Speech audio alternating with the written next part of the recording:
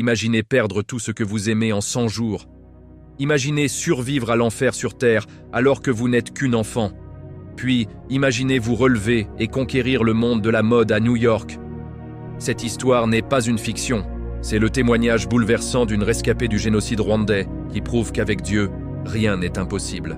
Abonnez-vous à Lumière Noire et activez la cloche pour ne rien manquer de ce récit extraordinaire. Chapitre 1. Les cendres de l'innocence. Kigali, Rwanda, avril 1994. Elle s'appelait Amahoro, un nom qui signifie paix en Kinyarwanda. L'ironie de ce prénom allait devenir le paradoxe cruel de son existence. À 9 ans, Amahoro ne connaissait du monde que les rires de sa famille, l'odeur du thé au lait maternel chaque matin et les chansons que sa mère fredonnait en tressant ses cheveux sur la terrasse de leur maison modeste mais chaleureuse de Nyamirambo. Son père, Emmanuel, était instituteur, un homme doux aux lunettes rondes qui croyait fermement au pouvoir de l'éducation. Sa mère, Uvera, vendait des tissus colorés au marché central. Elle avait ce don rare de transformer n'importe quel morceau de pagne en une œuvre d'art. C'est elle qui avait transmis à Amahoro cette fascination pour les étoffes, les motifs, les couleurs qui dansent ensemble. Dès l'âge de 6 ans, la petite fille passait des heures à observer sa mère draper les clientes, ajuster un pli ici, créer une harmonie là. Ils avaient aussi 2 frères. Pacifique, 12 ans, le protecteur né qui prenait son rôle d'aîné très au sérieux, et le petit Irwa, 5 ans à peine, avec ses yeux pétillants et son rire contagieux, qui illuminait la maison entière. Une famille ordinaire, une famille heureuse, une famille Tutsi. Le 6 avril 1994, tout a basculé dans l'horreur. Ce soir-là, l'avion du président rwandais a été abattu. Amahoro ne comprenait pas vraiment ce que cela signifiait. Elle a vu son père éteindre brusquement la radio, son visage devenir d'une pâleur effrayante. Elle a entendu sa mère murmurer une prière en Kinyarwanda, ses mains tremblantes serrées sur son chapelet. Dans les yeux de ses parents, pour la première fois de sa vie, Amahoro a vu quelque chose qu'elle ne leur connaissait pas. La terreur absolue. Les enfants, montez à l'étage, vite. Et quoi qu'il arrive, ne faites aucun bruit, avait ordonné son père d'une voix qu'elle ne lui connaissait pas. Cette nuit-là, les premiers cris ont déchiré le quartier. Des hurlements de haine, des coups de feu, des supplications. Amahoro, serré contre ses 2 frères dans l'obscurité de leur chambre, a prié le Dieu que lui avait enseigné sa mère. Imana Yonjie, protège-nous. Seigneur, je t'en supplie, protège ma famille. Mais les prières semblaient se perdre dans le vide. Au lever du jour, leur porte a volé en éclats. Des hommes avec des machettes, des voisins, des gens qu'Amahoro connaissait. Monsieur Abimana qui leur vendait des mangues. Le jeune Mutesi qui jouait au football avec Pacifique.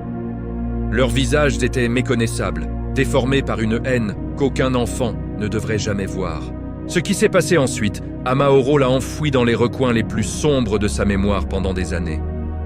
Son père qui se place devant eux. Sa mère qui crie. Le sang. Tant de sang. Pacifique qui la pousse violemment dans un placard étroit avec Irwa. Ne sors pas, quoi qu'il arrive, ne sors pas. Ce sont les derniers mots de son grand frère. Dans ce placard, pendant des heures qui ont semblé durer une éternité, Amahoro a maintenu sa main sur la bouche du petit Irwa pour étouffer ses sanglots. Elle a entendu tout. Les coups, les cris, le silence encore plus terrible qui a suivi. À 9 ans, elle a compris ce qu'était la mort. Elle a compris qu'elle venait de perdre toute sa famille. Quand le silence s'est enfin installé et que la nuit est retombée, Amahoro a osé sortir. La scène qu'elle a découverte l'a fait basculer dans un autre monde. Un monde où l'innocence n'existe plus. Un monde de cauchemar. Son père gisait dans l'entrée, ses lunettes brisées à côté de lui. Sa mère dans le salon, son beau pagne rouge et or souillé de sang. Pacifique avait tenté de protéger la porte du placard jusqu'au bout. Amahoro a pris Irwa par la main. Le petit garçon était en état de choc, incapable de parler. Ils ont fui dans la nuit, 2 enfants perdus dans un pays devenu fou. Pendant 3 jours, ils se sont cachés dans les marais de Nyabarongo. L'eau jusqu'à la taille, les moustiques, la faim, la soif, la peur constante d'être découverts. Autour d'eux, d'autres fuyards. Certains mouraient de leurs blessures. D'autres se faisaient massacrer quand les miliciens les trouvaient. Le 3e jour, Alors qu'Amaoro puisait de l'eau boueuse pour son petit frère, des hommes sont arrivés. Elle a eu juste le temps de plonger sous l'eau, de se cacher dans les roseaux. Quand elle est ressortie, Iroha avait disparu. Elle l'a cherché pendant des heures, appelant son nom dans un murmure désespéré. Elle ne l'a jamais retrouvé. Plus tard, bien plus tard, elle acceptera qu'il fasse partie des 800 000 âmes emportées en 100 jours de massacre organisé, seule. À 9 ans, Amaoro était complètement seule. Elle a survécu par miracle, se cachant le jour, se déplaçant la nuit, mangeant des racines, buvant l'eau des flaques. Son corps de fillette est devenu celui d'un animal traqué, tous les sens en alerte. Plusieurs fois, elle a failli mourir. Une fois, des miliciens sont passés à quelques centimètres de l'arbre creux où elle se terrait. Une autre fois, elle a été mordue par un serpent et a survécu grâce à une vieille femme Hutu qui, risquant sa propre vie, l'a soignée et cachée pendant 2 jours avant de lui dire de partir. En juillet 1994, quand le Front patriotique rwandais a finalement mis fin au génocide, Amaoro pesait à peine 20 kilos. Ses cheveux étaient tombés par plaques. Ses yeux, autrefois pétillants de vie, étaient devenus depuis vides. Elle ne parlait plus. Le traumatisme l'avait enfermée dans un mutisme total. Elle a été retrouvée par des soldats français de l'opération Turquoise, recroquevillée dans les décombres d'une église où des centaines de personnes avaient été massacrées. Ils l'ont emmenée dans un camp de réfugiés à Goma, en République démocratique du Congo. Des milliers d'orphelins, des milliers d'histoires brisées, des milliers de regards éteints. Dans ce camp, Amaoro est resté 6 mois. 6 mois dans un enfer différent. La malnutrition, le choléra qui tuait des dizaines de personnes chaque jour, les viols, les vols, l'absence totale d'espoir. Elle dormait à même le sol, sous une bâche plastique, entourée d'autres enfants fantômes comme elle. Certains pleuraient toutes les nuits. D'autres, comme Amaoro, ne pleuraient plus du tout. Les larmes s'étaient taries. C'est là qu'elle a rencontré sœur Marie-Claire, une religieuse belge qui travaillait pour une ONG. Cette femme aux cheveux blancs et au regard d'une douceur infinie a vu quelque chose en Amaoro. Une étincelle, une volonté de vivre, malgré tout. Chaque jour, sœur Marie-Claire venait s'asseoir près d'elle, sans rien dire. Juste être là, présente. Après des semaines, elle a commencé à lui parler doucement. « Tu sais, petite, Dieu ne t'a pas abandonnée. Je sais que tu ne peux pas le croire maintenant. Comment le pourrais-tu après ce que tu as vécu? Mais il y a une raison pour laquelle tu es encore en vie. Une raison pour laquelle tu as survécu quand tant d'autres sont morts. Tu as un destin, Amaoro. Un grand destin. » Amaoro ne répondait pas, mais quelque chose en elle écoutait. Un jour, sœur Marie-Claire lui a apporté des crayons de couleur et du papier. « Dessine-moi quelque chose, n'importe quoi. » Au début, Amaoro n'a pas bougé. Puis, lentement, sa main a pris un crayon. Elle a commencé à tracer des formes, des robes, des pagnes, des motifs. Les tissus de sa mère. Pendant des heures, elle a dessiné. Et pour la première fois depuis des mois, quelque chose s'est réveillé en elle. C'était le début de sa résurrection. Sœur Marie-Claire a compris que la mode, les tissus, les créations étaient plus qu'un simple intérêt pour cet enfant. C'était son langage, son moyen de survivre, sa façon de garder vivante la mémoire de sa mère. Elle a commencé à lui apporter des chutes de tissus récupérées ici et là. Amaoro cousait à la main, créant de petites poupées en chiffon qu'elle donnait aux autres enfants du camp. Chaque poupée était unique, habillée avec soin, comme si c'était la chose la plus importante au monde. Petit à petit, Amaoro a recommencé à parler. D'abord quelques mots, puis des phrases. Elle racontait à sœur Marie-Claire ses souvenirs heureux d'avant, sa mère au marché, les tissus qui volaient au vent, les couleurs, les sourires des clientes. Elle évitait soigneusement de parler du génocide. Pas encore, c'était trop tôt, trop douloureux. En décembre 1994, sœur Marie-Claire a pris une décision qui allait changer la vie d'Amaoro, pour toujours. Elle allait l'adopter et l'emmener en Belgique. Les démarches ont pris des mois, des papiers interminables, des interrogatoires. Mais finalement, en avril 1995, exactement 1 an après le début du génocide, Amaoro a quitté l'Afrique pour la première fois de sa vie. L'avion, le ciel, les nuages. Quitter le Rwanda, c'était comme quitter les fantômes de sa famille. Amaoro a pleuré pendant tout le vol. des larmes silencieuses qui coulaient sans s'arrêter. Sœur Marie-Claire tenait sa main, murmurant des prières. La Belgique, un autre monde. Le froid d'abord. Amaoro n'avait jamais connu le froid. La neige qu'elle voyait pour la première fois, les visages blancs partout, la langue française qu'elle ne maîtrisait pas encore bien. Tout était étranger, tout était difficile. Mais sœur Marie-Claire était là, stable, aimante, patiente. Elle l'a inscrite dans une école à Bruxelles. Les premiers mois ont été un cauchemar. Les autres enfants la regardaient bizarrement. Certains se moquaient de son accent, de ses cauchemars nocturnes dont toute l'école entendait parler. Elle se battait souvent, incapable de gérer autrement sa rage et sa douleur. Les professeurs ne savaient pas comment gérer cet enfant traumatisé qui alternait entre un silence glacial et des explosions de violence. Seul le cours d'art plastique la calmait. Là, elle pouvait dessiner, créer, s'évader. Son professeur, Madame Dubois, a rapidement remarqué son talent exceptionnel. « Cet enfant a un don », a-t-elle dit à sœur Marie-Claire. « Un vrai don pour le design, les formes, les couleurs. Il faut l'encourager. » À la maison, Amaoro passait des heures dans sa chambre à dessiner des vêtements. Des robes qui mélangeaient les motifs traditionnels rwandais et des coupes modernes qu'elle voyait dans les magazines que lui achetait sœur Marie-Claire.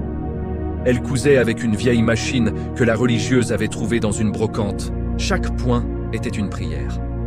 Chaque création était un hommage à sa mère disparue. Les années ont passé. Lentement, douloureusement, Amaoro apprenait à vivre avec ses blessures. Elle suivait une thérapie avec une psychologue spécialisée dans les traumatismes de guerre. Les cauchemars diminuaient progressivement. Elle pouvait maintenant parler du génocide sans s'effondrer complètement. Mais certaines choses restaient difficiles. Les grands groupes la paniquaient. Les bruits forts la faisaient sursauter. Les couteaux de cuisine la pétrifiaient. À 16 ans, Amaoro était devenue une jeune femme d'une beauté frappante. Grande, élancée, avec un regard intense qui racontait 1000 histoires. Elle excellait à l'école, surtout en art et en langue. Elle parlait maintenant couramment le français et apprenait l'anglais avec une facilité déconcertante. Mais surtout, son portfolio de création de mode était impressionnant. Des dizaines de designs, de croquis, de prototypes qu'elle créait sans relâche. Madame Dubois l'a encouragée à postuler aux meilleures écoles de mode d'Europe. « Tu as le talent pour aller loin, Amaoro. Très loin. Tu pourrais changer le monde de la mode. » Ces mots résonnaient dans son cœur. Changer le monde. N'était-ce pas ce que sa famille aurait voulu pour elle? Elle a postulé à la Cambre à Bruxelles, à Central Saint-Martin's à Londres, et sur un coup de tête encouragé par sœur Marie-Claire, au Parsons School of Design à New York.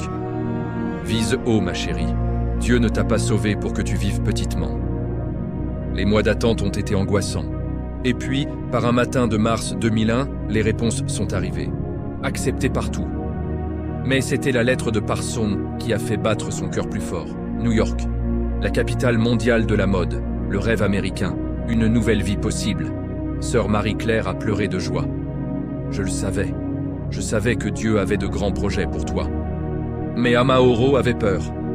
Quitter la Belgique, c'était quitter la seule stabilité qu'elle avait connue depuis le génocide. C'était quitter sœur Marie-Claire, la seule famille qui lui restait. C'était affronter encore une fois l'inconnu. Cette nuit-là, elle a prié pour la première fois depuis longtemps. Vraiment prié. Pas par habitude ou par respect pour sœur Marie-Claire, mais avec son cœur. Seigneur, si tu existes vraiment, si tu ne m'as pas abandonné dans ces marais, montre-moi le chemin. Donne-moi la force de continuer. Aide-moi à honorer la mémoire de ma famille. Et au fond de son cœur, elle a senti une réponse. Pas des mots. Juste une certitude. Une paix. Elle devait y aller. Elle devait aller à New York. Septembre 2001. Amaoro arrivait à New York avec 2 valises, $500 en poche, et un cœur rempli d'espoir et d'appréhension. Elle avait 17 ans. Elle était une survivante du génocide rwandais, et elle allait conquérir le monde de la mode. Ce qu'elle ne savait pas encore, c'est que sa plus grande épreuve l'attendait à peine 10 jours après son arrivée. Le 11 septembre 2001, New York allait connaître sa propre tragédie. Et Amaoro, une fois de plus, allait se retrouver face à l'horreur, à la mort, au chaos. Mais cette fois, quelque chose était différent. Cette fois, elle n'était plus la petite fille de 9 ans terrifiée. Elle était une femme, une survivante, une guerrière. Et elle allait prouver que même après avoir tout perdu, on peut tout reconstruire. Car Dieu n'avait pas fini d'écrire son histoire. Vous venez de découvrir le premier chapitre de cette histoire extraordinaire. Si ce témoignage vous touche, si vous croyez qu'avec Dieu tout est possible, abonnez-vous à Lumière Noire et likez cette vidéo. Partagez cette histoire autour de vous. Le parcours d'Amaoro ne fait que commencer et la suite va vous bouleverser encore plus. À très bientôt pour le chapitre 2. Chapitre 2, Renaissance sous les néons. New York, septembre 2001. L'avion a atterri à l'aéroport JFK par un après-midi de fin d'été. Amaoro a posé le pied sur le sol américain avec un mélange d'excitation et de terreur viscérale. New York, la ville qui ne dort jamais, la ville de tous les possibles. À travers les vitres du terminal, elle voyait cette skyline mythique qu'elle n'avait vue que dans les magazines. Les gratte-ciel qui semblaient toucher le ciel, l'énergie palpable même à distance. Sœur Marie-Claire avait tout organisé. Un studio minuscule dans le Bronx, trouvé par l'intermédiaire d'une congrégation religieuse locale. $300 par mois, ce qui lui laissait peu pour vivre après les frais de scolarité partiellement couverts par une bourse. Mais c'était à elle, son espace, sa chance de recommencer. Le taxi qui l'a emmenée du Queens au Bronx lui a fait découvrir une Amérique qu'elle n'imaginait pas. La diversité des visages, les langues multiples qui se mélangeaient dans les rues, les vendeurs ambulants, les immeubles en briques rouges, le métro aérien qui grondait au-dessus des avenues. C'était brutal, vivant, chaotique. Et étrangement, Amaoro s'y sentait chez elle. Dans le chaos, elle reconnaissait quelque chose de familier, une énergie de survie, une détermination collective. Son studio était au 5e étage d'un immeuble sans ascenseur. Une pièce de 15 mètres carrés avec une kitchenette, une salle de bain grande comme un placard et une fenêtre qui donnait sur une ruelle bruyante. Mais quand elle a déposé ses 2 valises et qu'elle s'est assise sur le matelas posé à même le sol, Amaoro a souri. Pour la première fois depuis longtemps, elle se sentait libre, maîtresse de son destin. Les premiers jours à Parson ont été intimidants. L'école était située dans le West Village, un quartier élégant et artistique qui semblait appartenir à un autre monde que son Bronx brut. Les autres étudiants venaient de familles aisées, porteurs des vêtements de créateurs, parlaient avec assurance de leur stage dans des maisons de couture prestigieuses. Amaoro, avec ses jeans achetés dans une friperie de Bruxelles et son accent qu'elle n'arrivait pas à masquer complètement, se sentait étrangère. Mais dès qu'elle a mis les pieds dans l'atelier de design, quelque chose a changé. Les tissus, les machines à coudre, les mannequins, les tables de dessin, c'était son royaume. Là, son passé n'avait pas d'importance. Seul comptait ce qu'elle pouvait créer. Son premier projet était une robe. Les professeurs leur avaient donné une consigne simple. Créer une pièce qui raconte qui vous êtes. Pendant que les autres étudiants dessinaient des tenues avant-gardistes inspirées par la culture pop ou l'architecture urbaine, Amaoro a fermé les yeux et s'est reconnectée à ses souvenirs.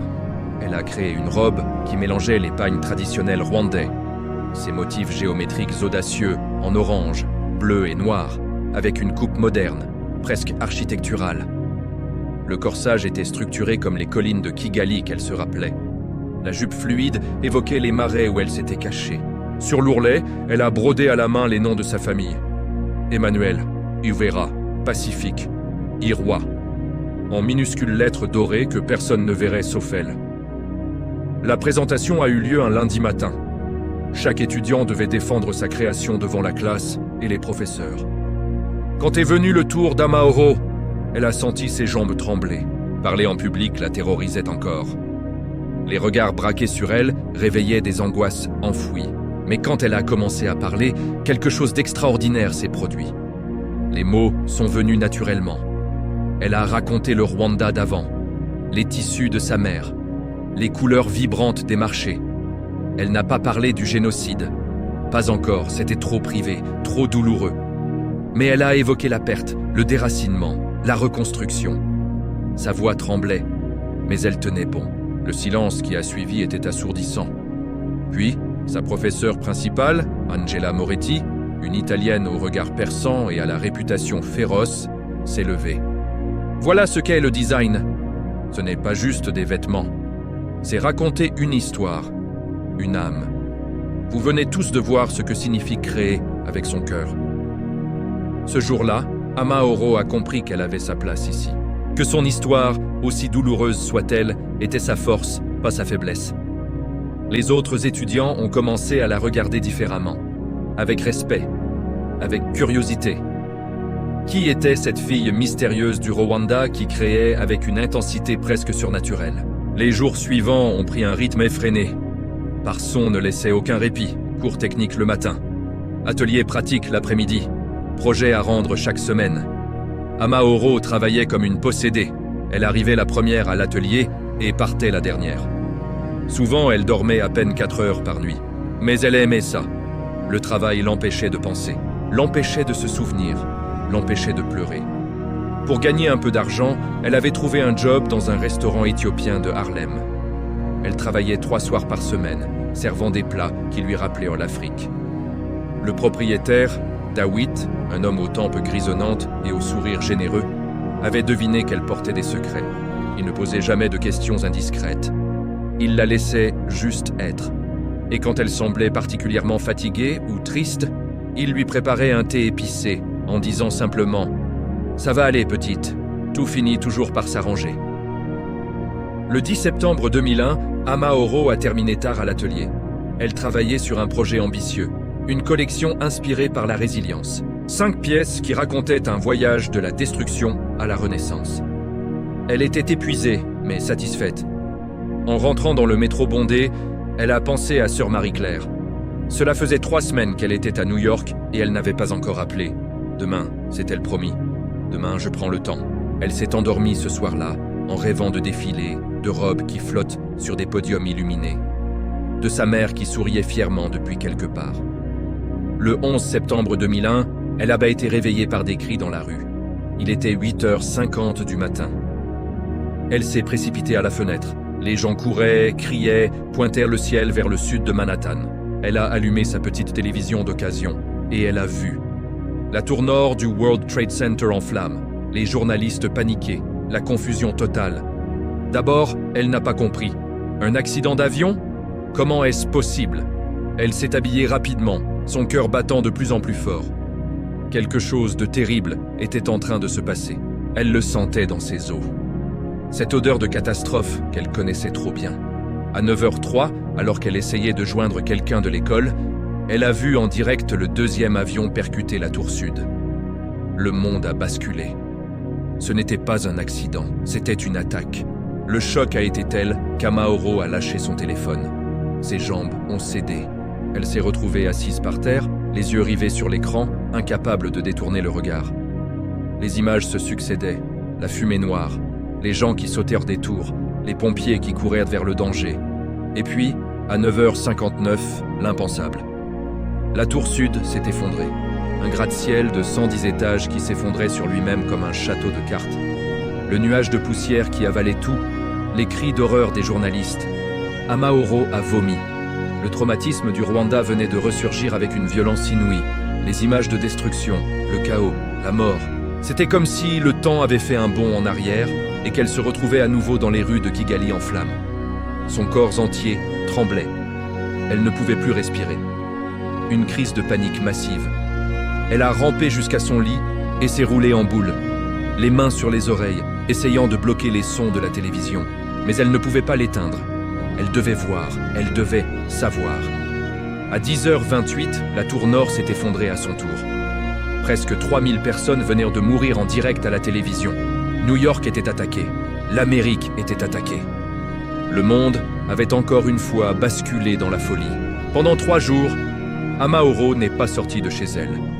Elle ne mangeait pas. Elle ne dormait pas. Elle restait devant la télévision, absorbant les images en boucle. Les témoignages des survivants.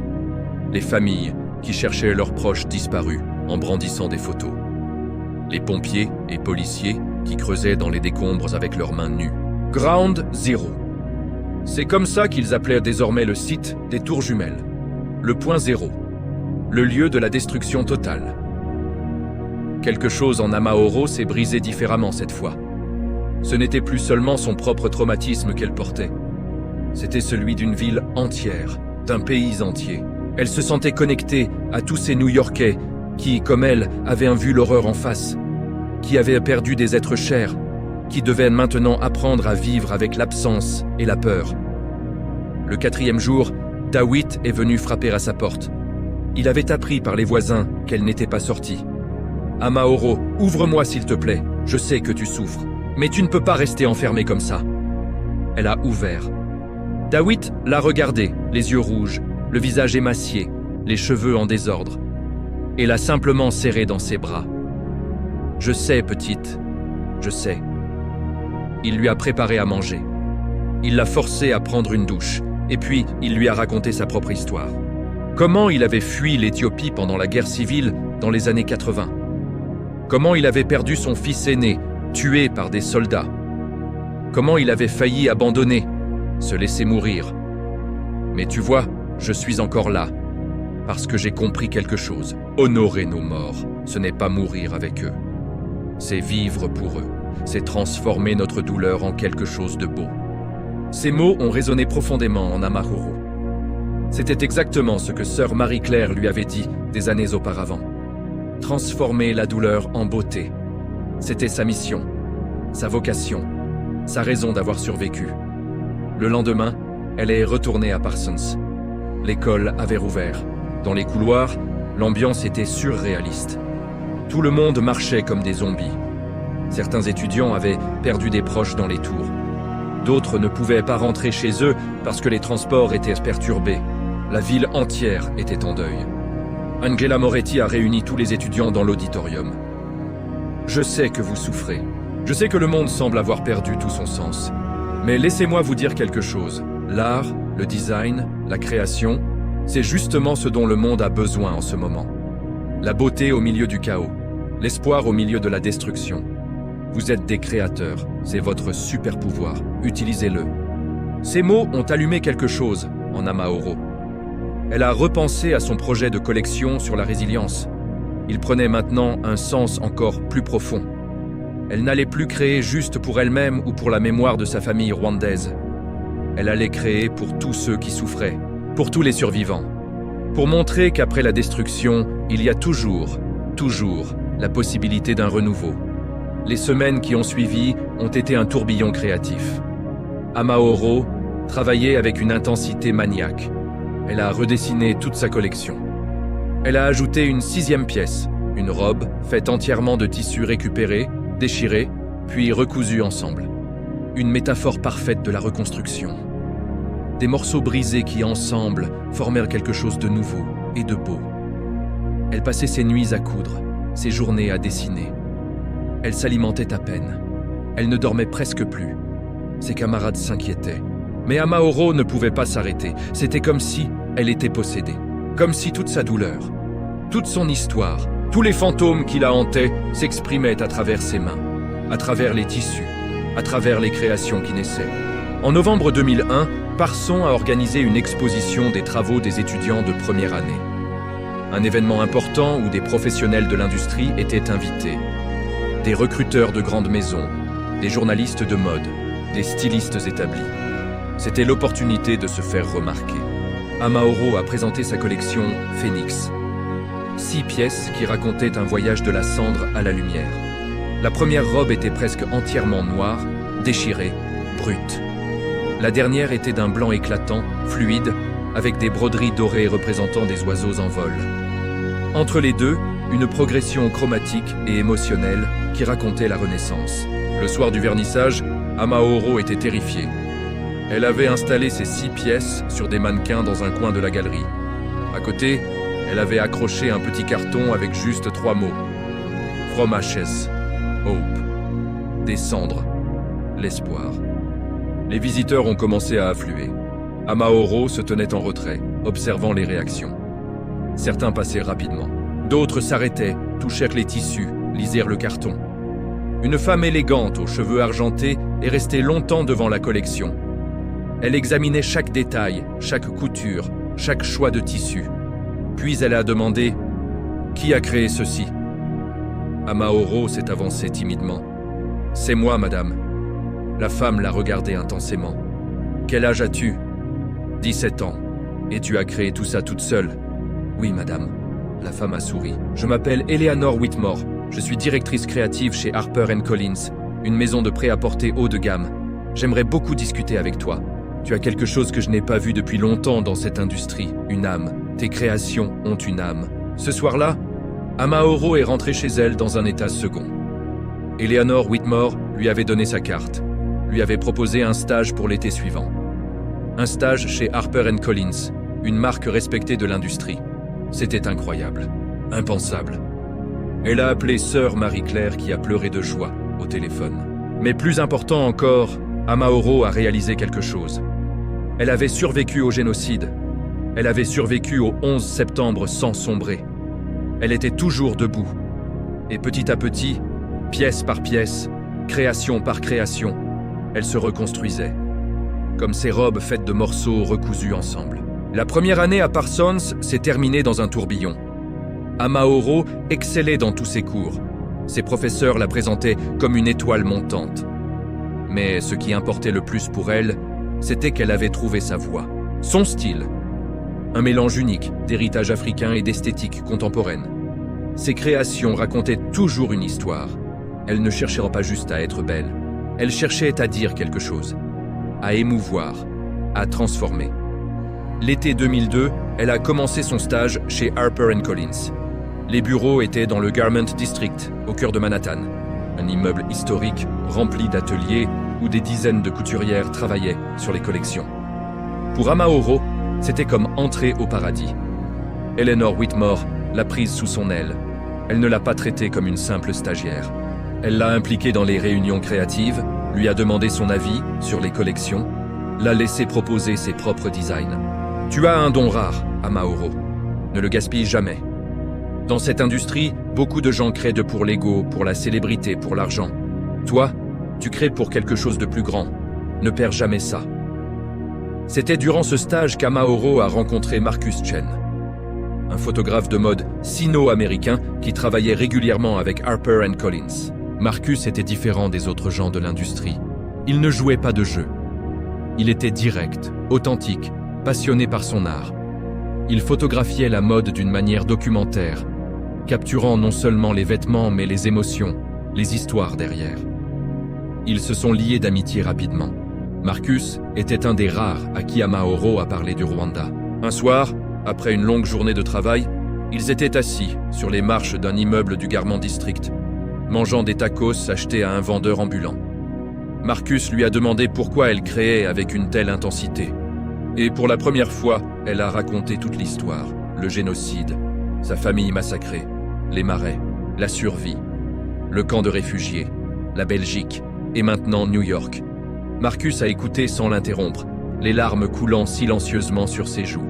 Quand elle a fini, il a simplement dit « Merci de me faire confiance. Ton histoire doit être racontée, Amaoro. Pas pour exploiter ta douleur, mais parce qu'elle peut inspirer tellement de gens. Tu es la preuve vivante qu'on peut traverser l'enfer et en ressortir plus fort. » Cette conversation a marqué un tournant. Amaoro a commencé à accepter que son histoire faisait partie intégrante de son identité de créatrice. Elle n'avait plus à la cacher. Elle pouvait l'utiliser comme une force, une source d'inspiration. L'automne 2002, de retour à Parsons pour sa deuxième année, elle a proposé un projet audacieux pour son cours de design conceptuel, une collection entièrement inspirée par le Rwanda. Non pas le Rwanda du génocide, mais le Rwanda d'avant. Le Rwanda de sa mémoire heureuse. Les collines verdoyantes, les marchés colorés, les danses traditionnelles, les pagnes que portait sa mère. Son professeur a été enthousiaste. Vas-y, mais sois authentique. Ne fais pas du folklore, fais du Amaoro. Elle a passé des semaines à faire des recherches. Elle a contacté des associations de la diaspora rwandaise à New York. Elle a trouvé des tissus importés du Rwanda. Elle a étudié les motifs traditionnels, les techniques de tissage, les symboliques des couleurs. Et puis, elle a créé sa vision. Une collection qui prenait l'héritage rwandais et le projetait dans le futur. Des silhouettes contemporaines, presque futuristes, mais faites avec des tissus traditionnels. Une célébration de l'identité africaine moderne. La présentation de cette collection en février 2003 a été un moment crucial. Amaoro a invité Eleanor Whitmore et Marcus. Elle a aussi invité tous les membres de la communauté rwandaise qu'elle avait rencontrés. Elle voulait que ce soit plus qu'un projet d'école.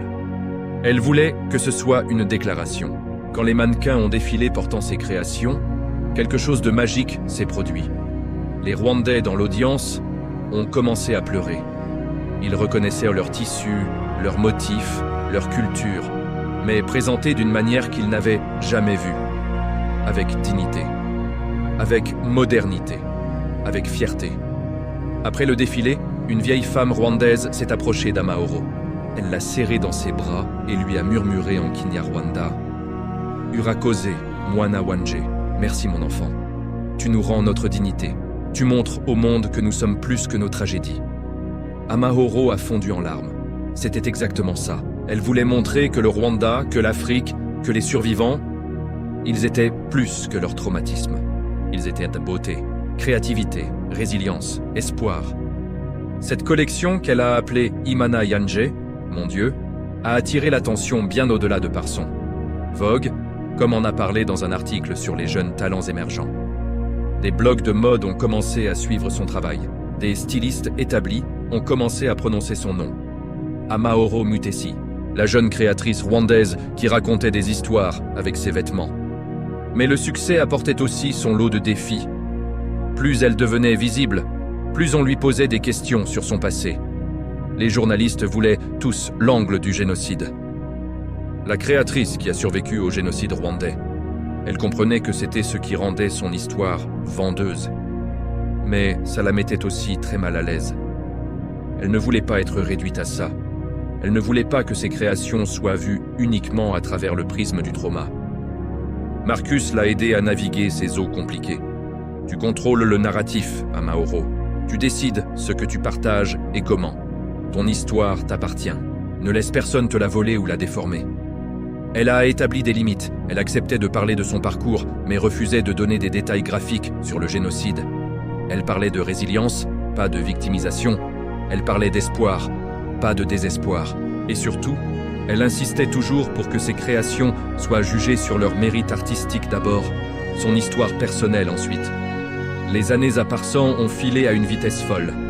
Chaque semestre apportait de nouveaux défis, de nouvelles compétences, de nouvelles opportunités. Amaoro a gagné plusieurs prix. Elle a été sélectionnée pour participer à des compétitions prestigieuses. Sa collection de fin d'études, en 2005, a été achetée par une galerie d'art qui voulait l'exposer de manière permanente. Mais le plus important, c'est qu'elle avait trouvé une famille à New York. Marcus était devenu son meilleur ami, presque un frère.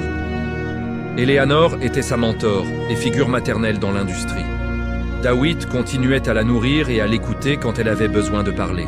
Et elle avait tissé des liens forts avec la communauté rwandaise de New York, des survivants comme elle qui se soutenaient mutuellement. Chaque année, au mois d'avril, pour la commémoration du génocide, ils se réunissaient. Ils allumaient des bougies. Ils prononçaient les noms des disparus. Et ils se juraient de continuer à vivre, à créer, à aimer. Parce que c'était la meilleure façon d'honorer les morts. En juin 2005, à 21 ans, Amaoro a obtenu son diplôme de Parson avec mention. Sœur Marie-Claire était venue de Belgique pour l'occasion. En voyant sa fille adoptive sur l'estrade, vêtue de la toge de graduation, recevant son diplôme sous les applaudissements, la vieille religieuse n'a pu retenir ses larmes. « Tu vois, je te l'avais dit, Dieu avait un plan pour toi. » Après la cérémonie, dans le petit restaurant éthiopien de Dawit, où ils fêtèrent l'événement, Amaoro a levé son verre. Autour de la table, sœur Marie-Claire, Marcus, Eleanor, Dawit et une dizaine d'amis de la communauté rwandaise. Je veux remercier chacun d'entre vous. Vous êtes ma famille choisie. Vous m'avez aidé à me reconstruire. Mais je veux aussi remercier ceux qui ne sont pas là physiquement, mais qui sont toujours dans mon cœur. Maman, papa, Pacifique, Irwa, cette réussite, c'est la vôtre. Je vous porte avec moi dans chaque création, dans chaque fil que je coude, dans chaque rêve que je réalise. Eleanor a pris la parole ensuite. Amaoro, j'ai quelque chose à te proposer. Harper & Collins lance une nouvelle ligne destinée aux jeunes créateurs émergents. Nous voulons donner une plateforme à des voix nouvelles, authentiques. Je veux que tu sois notre première designer. Tu auras ton propre budget, ta propre équipe, ta propre vision. Qu'en dis-tu » Le silence était total. Amahoro a regardé autour d'elle, comme pour s'assurer qu'elle ne rêvait pas. Sa propre ligne, à 21 ans. C'était incroyable, impossible. Et pourtant, c'était réel. « Oui », a-t-elle murmuré d'abord. Puis, plus fort, avec cette détermination qui la caractérisait, « Oui !» La table a explosé en applaudissements et en cris de joie. C'était le début de quelque chose de grand. Amahoro le sentait dans chaque fibre de son être. Les mois qui ont suivi ont été les plus intenses de sa vie. Créer une collection complète pour une vraie maison de mode, ce n'était pas comme un projet d'école. C'était la vraie vie. Des deadlines serrés. Des budgets à respecter, des fournisseurs à gérer, des mannequins à caster, des shootings photos à organiser, des buyers à convaincre. Amahoro a nommé sa ligne Amahoro NYC, simple, direct. Elle voulait que son nom, qui signifiait paix, soit au centre. Parce que c'était exactement ce qu'elle créait. Des vêtements qui apportaient la paix. Pas la paix passive, mais la paix active. La paix qu'on conquiert après avoir traversé la tempête. Sa première collection, lancée au printemps 2006, était un hommage aux femmes fortes, aux survivantes, aux guerrières, aux mères, aux sœurs, aux filles qui deviennent des femmes dans l'adversité. Chaque pièce portait le nom d'une femme qui avait marqué sa vie. La robe Uvera pour sa mère, la veste Marie-Claire pour la religieuse qui l'avait sauvée, le pantalon Eleanor pour sa mentor. Le lancement a eu lieu lors de la New York Fashion Week. Pas sur le podium principal, Amahoro n'était pas encore assez établi pour ça, mais dans un showroom branché de Soho. L'événement a attiré des acheteurs de grands magasins, des journalistes, des influenceurs de mode, et surtout des femmes ordinaires qui avaient entendu parler de cette jeune créatrice rwandaise avec une histoire extraordinaire. Marcus avait documenté tout le processus en photo. Le jour du lancement, il a créé une exposition parallèle montrant le parcours d'Amahoro. Des photos de ses premiers dessins à Parsons, des images de son atelier, des portraits d'elle au travail, concentrés, déterminés, créants. C'était puissant, émouvant, authentique. Les commandes ont commencé à affluer. Nordstrom voulait ses pièces. Anthropologie aussi, des célébrités commençaient à porter ses créations. Mais ce qui a le plus touché Amahoro, c'était les lettres qu'elle recevait. Des femmes qui lui écrivaient pour dire que ses vêtements leur donnaient confiance. Des survivantes de violences qui se sentaient fortes en portant ses créations. Des mères qui achetaient ses pièces pour célébrer leur propre résilience. Une lettre en particulier l'a profondément marquée. Elle venait d'une femme bosniaque qui avait survécu au génocide de Srebrenica.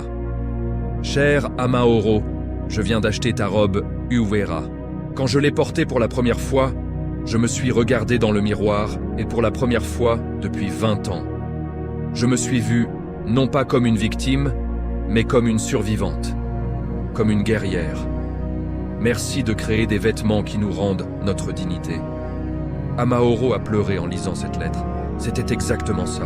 C'était pour ça qu'elle créait, pour redonner de la dignité, pour célébrer la force, pour transformer la douleur en beauté. Mais le succès apportait aussi une pression immense. Les attentes étaient élevées. Les collections devaient se succéder rapidement. L'industrie de la mode est impitoyable. Tu es à la mode aujourd'hui, oublié demain. Amahoro travaillait 16 heures par jour, 7 jours sur 7.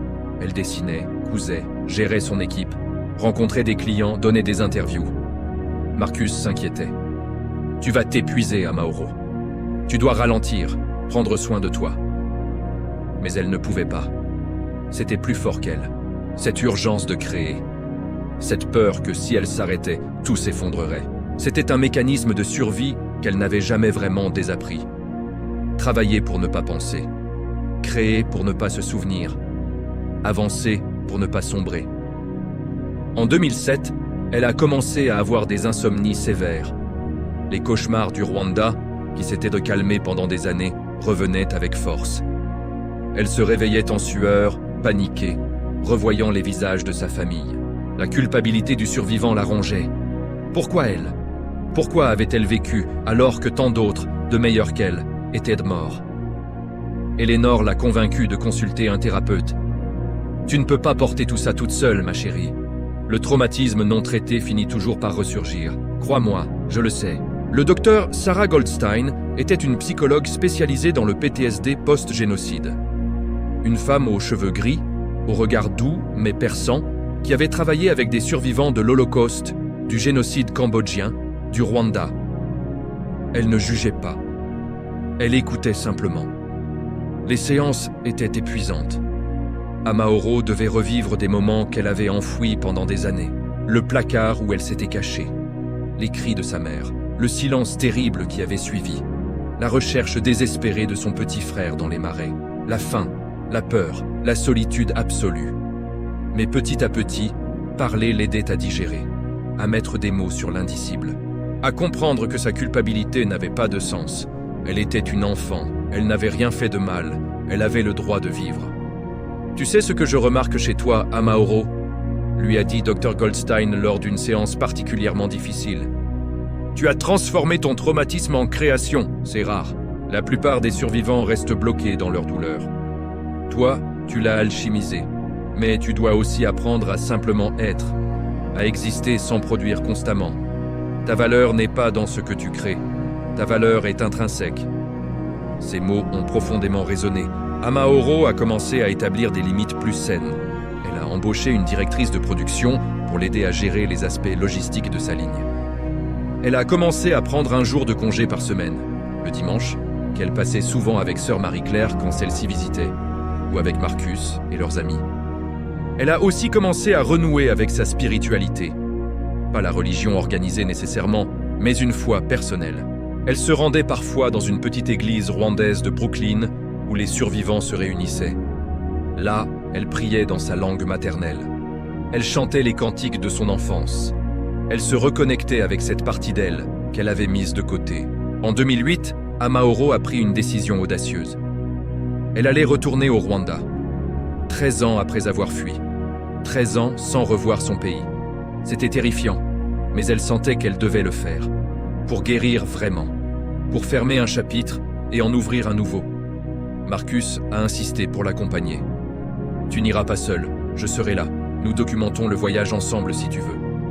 Mais surtout, je suis là comme ton ami. » En avril 2008, mois de la commémoration du génocide, Amaoro a atterri à Kigali. L'émotion était indescriptible. Descendre de l'avion, sentir l'air rwandais, voir les collines au loin. Son cœur battait si fort qu'elle croyait qu'il allait exploser. Le Rwanda avait changé, beaucoup. Kigali était devenue une ville moderne, propre, organisée. La reconstruction était impressionnante. Mais les blessures étaient encore partout pour qui savait regarder. Les mémoriaux du génocide, les survivants avec leurs cicatrices physiques et émotionnelles, les orphelins devenus adultes. Elle a visité le mémorial du génocide de Kigali, des milliers de crânes, des photos des victimes, des témoignages enregistrés. Elle a cherché les noms de sa famille dans les registres. Emmanuel Mutesi, Uvera Mukamana, Pacifique Mutesi, Irwa Mutesi. Là, gravé dans la pierre, réel, permanent. Elle s'est effondrée devant leurs noms. Toutes les années de retenue, de contrôle, de force, tout s'est déversé. Elle a pleuré comme elle n'avait jamais pleuré. Marcus la tenait pendant qu'elle hurlait sa douleur, sa colère, son manque. Mais ensuite, quelque chose d'étrange s'est produit, une paix, une acceptation. Ils étaient vraiment morts. Ce n'était pas un cauchemar dont elle pouvait se réveiller. C'était la réalité. Et elle devait apprendre à vivre avec. Elle a passé 2 semaines au Rwanda. Elle a rencontré d'autres survivants. Elle a visité des coopératives de femmes qui tissaient des pagnes traditionnels. Elle leur a acheté des dizaines de mètres de tissu pour ses futures collections. Elle est retournée dans son ancien quartier de Nyamirambo. Leur maison n'existait plus. Un nouvel immeuble avait été construit à la place. Mais elle est restée là, se souvenant. Les matins heureux, les rires, l'amour. Elle a aussi rencontré le président Paul Kagame lors d'un événement pour les jeunes entrepreneurs de la diaspora. Il lui a serré la main et lui a dit « Nous sommes fiers de vous, Amaoro. Vous montrez au monde ce que les Rwandais peuvent accomplir. Vous êtes une ambassadrice de notre résilience. » Avant de partir, elle a fait une chose importante. Elle est retournée au marais de Nyabarongo, où elle s'était cachée avec son frère.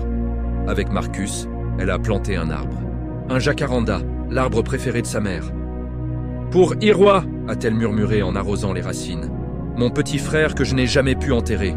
Cet arbre sera ta tombe. Pousse fort, deviens grand, vis longtemps. » Le retour à New York a été étrange. Elle voyait tout différemment maintenant. Elle avait fait la paix avec son passé, d'une manière qu'elle ne pensait pas possible. Le Rwanda ne serait plus jamais seulement un lieu de traumatisme. C'était aussi un lieu de mémoire heureuse, un lieu qui l'avait façonné, un lieu dont elle était fière. Sa collection de 2009, Ukwakira, Renaissance, reflétait cette transformation. C'était sa collection la plus mature, la plus équilibrée. Les tissus rwandais étaient là, mais intégrés avec subtilité dans des silhouettes contemporaines. Les couleurs étaient vives mais harmonieuses. C'était une célébration de la vie sans nier la mort. Une acceptation de la totalité de son expérience. La critique a adoré. Vogue a fait un article de 6 pages sur elle. Elle a été invitée à présenter sa collection lors de la vraie New York Fashion Week sur le podium principal. À 25 ans, Amaoro Mutesi était devenue une des créatrices les plus en vue de New York. Mais ce qui comptait le plus pour elle, c'était l'impact qu'elle avait au-delà de la mode. Elle a créé une fondation, Imana Yanje Foundation, qui offrait des bourses à des jeunes créatifs africains pour étudier le design aux États-Unis. Elle voulait ouvrir les portes qu'on lui avait ouvertes, donner les opportunités qu'elle avait reçues. La première bénéficiaire de sa bourse était une jeune Congolaise de 17 ans, survivante de violences sexuelles dans l'est du Congo. Quand Amaoro l'a rencontrée, elle a vu dans ses yeux la même douleur, la même détermination qu'elle-même avait eue à cet âge. « Tu vas y arriver », lui a-t-elle dit en la serrant dans ses bras. « Je sais que tu vas y arriver parce que moi aussi j'y suis arrivé, et je serai là pour t'aider. » En 2010, Michelle Obama a porté une de ses créations lors d'un événement à la Maison-Blanche. La robe Marie-Claire, cette veste structurée en pagne rwandais avec une coupe impeccable. Les photos ont fait le tour du monde. Amaoro Mutesi, la rescapée du génocide rwandais devenue créatrice de mode, habillait la première dame des États-Unis. Les commandes ont explosé. Sa marque était maintenant vendue dans 50 pays. Elle employait 30 personnes. Elle avait des ateliers à New York et au Rwanda. Elle avait tenu à créer des emplois dans son pays natal. Elle était devenue une success story, une inspiration, la preuve vivante que les rêves les plus fous peuvent se réaliser. Mais Amaoro restait humble. Elle n'oubliait jamais d'où elle venait. Chaque soir, avant de dormir, elle regardait la vieille photo de sa famille qu'elle avait récupérée lors d'un voyage au Rwanda. Une photo miraculeusement préservée chez un voisin. Sa mère, son père, ses frères et elle, tous souriants, tous vivants, tous ensemble. « Je l'ai fait, maman !» murmurait-elle à la photo. « J'ai survécu, j'ai créé, j'ai honoré votre mémoire. J'espère que vous êtes fiers de moi. » Un soir de 2011, alors qu'elle travaillait tard dans son atelier de Tribeca, Marcus est passé la voir. Il avait quelque chose d'important à lui dire. « Amaoro, le Museum of Modern Art veut faire une exposition sur toi. Pas juste sur tes vêtements, mais sur ton parcours, ton histoire. De Kigali à New York, de la survivante à la créatrice. Ils veulent que je photographie tout, que tu racontes tout. Qu'est-ce que tu en dis ?» Elle a hésité. Exposer son histoire de manière aussi publique, c'était terrifiant. Mais c'était aussi une opportunité de raconter le génocide rwandais à un nouveau public. De s'assurer que le monde n'oublie jamais. De transformer son témoignage en art, en mémoire vivante. « D'accord », a-t-elle finalement répondu. « Mais à une condition, l'exposition doit se terminer sur l'espoir, pas sur la tragédie. Les gens doivent sortir en croyant que la rédemption est possible. Que Dieu peut transformer nos pires moments en quelque chose de beau. » L'exposition « Amaoro, From Ashes to Haute Couture » a ouvert en avril 2012, exactement 18 ans après le début du génocide. C'était monumental. Des photos de Marcus documentant son parcours. Ses créations exposées comme des œuvres d'art. Des installations vidéo où elle racontait son histoire. Des témoignages d'autres survivants. Et au centre, cette phrase en lettres géantes « Hope is a choice we make every day ». L'espoir est un choix que nous faisons chaque jour.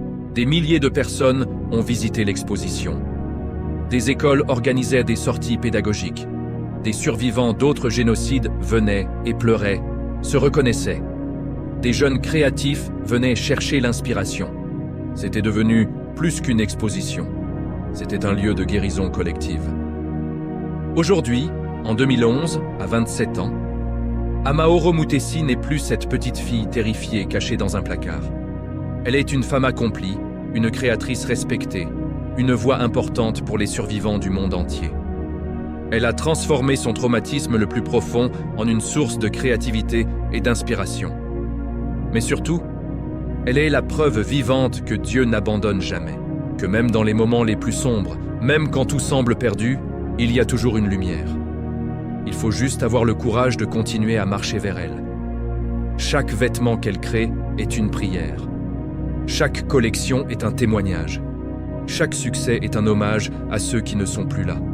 Elle porte sa famille dans son cœur, dans ses mains qui créent, dans chaque fil qu'elle coude. Amaoro signifie paix. Et c'est exactement ce qu'elle a trouvé.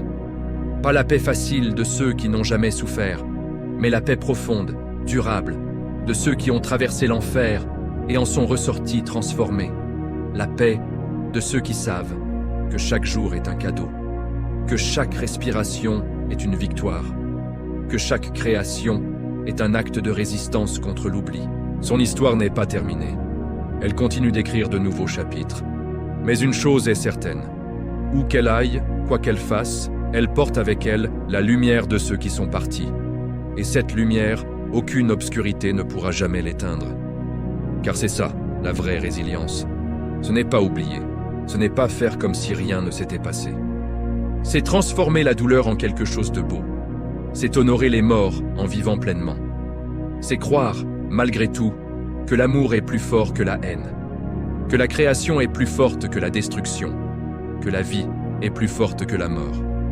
Amaoro Mutesi est la preuve vivante que Dieu peut encore changer nos vies, qu'il n'est jamais trop tard pour la rédemption, que même après avoir tout perdu, on peut tout reconstruire, différemment, mais magnifiquement. Et son message au monde est simple.